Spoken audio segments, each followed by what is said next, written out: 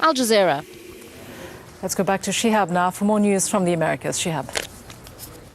Thanks, Hida. Digicel is the largest cell phone company in the Caribbean and has pledged millions for projects in struggling Haiti. But critics say corporate charity is no replacement for strong government. And recent WikiLeaks revelations have shown that's something big business has in the past actively tried to subvert. Rob Reynolds looks at Digicel's claims then of working for both profit and the public good. The iron market has been the beating heart of Port-au-Prince for 153 years. It's a place to buy fruits and herbs, spices, cookware, and every kind of item, be it common or rare. Persistent traders hawk handicrafts while others gossip or even get their hair done. But last year's earthquake toppled the iron market. Jean Zamor was there when the building fell. Everything was fall down. So we always think the life was over for us at that time. That's all of us thought. We will never see the market again. Today, the market stands rebuilt in all its original glory. It's not the work of the Haitian government or the UN, but of an Irish phone company called Digicel, whose CEO Dennis O'Brien mixes hard-charging capitalism with a hefty dose of social responsibility. You know, if you're a company making a profit in a very poor country, well, you're beholden nearly, you know, in terms of your conscience, is to actually put money back into the country. Digicel has pledged funds for projects, including building 150 schools. I love it. It's beautiful. This school for me is like a paradise. Digicel even donated hundreds of solar-powered phones to tuberculosis patients so that they can be reminded when to take their medication.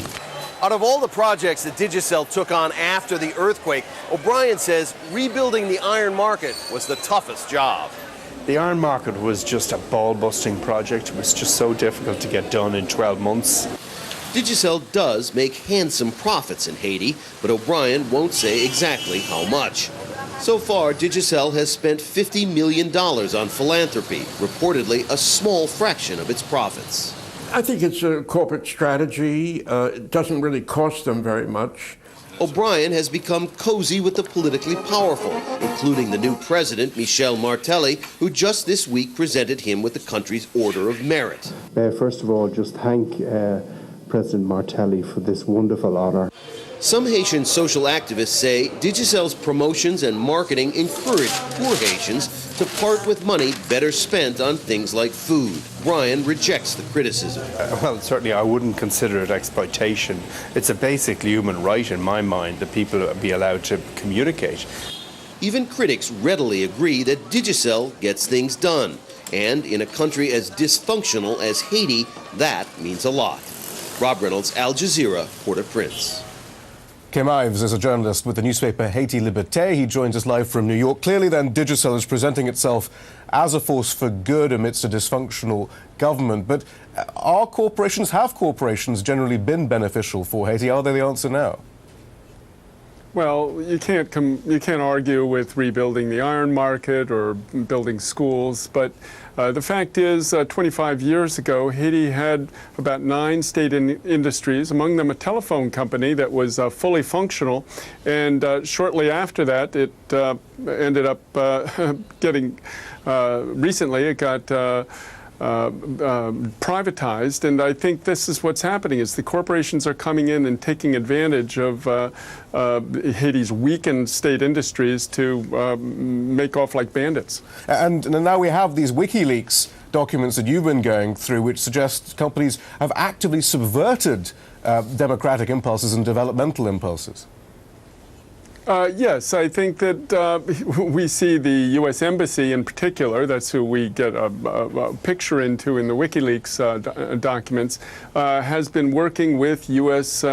companies to basically make inroads into the Haitian economy, corner parts of the markets. And I think that's what Digicel is doing. And the thing is, right now, Digicel is competing essentially with Voila, a U.S.-owned cell phone company, and probably one of them is going to win. I think Digicel probably will eat Voila, and then it's going to have a monopoly. So what sort of model is being projected for Haiti by the UN, by the Clinton Foundation, by Martelly. Will there be some sort of change, or will Fruit of the Loom be able to say no minimum wage for Haitians? Well, yeah, that's just it. I think the Clinton approach is sort of you can do well doing good. This, I think, is the slogan of the Clinton Global Initiative. And O'Brien's outfit, Digicel, is very much in this mode. That is, keep a good marketing, keep a smiley face on it, but, there's brass-knuckled capitalism underneath, and they're cornering a market which, if the Teleco state-owned enterprise had been reinforced and not sabotaged by Washington, it could be making those profits for the Haitian people, which were its owners. So do you have any hope for the economic development of Haiti? Yes, I have great hope. I think the Haitians are tremendously resourceful, but, essentially what we have is these companies coming in and offering, to me, it's like bait. We have to remember that a fish, when it bites a hook, it gets a worm, but a little while later, it's meal. Kim Ives, thank you very much. An American man has been charged with traveling to a foreign country to engage in sex with minors. Matthew Andrew Carter ran a home for poor boys in the Haitian capital. Authorities say he forced some of them to perform sex acts in exchange for food and shelter. Peru has erected the world's largest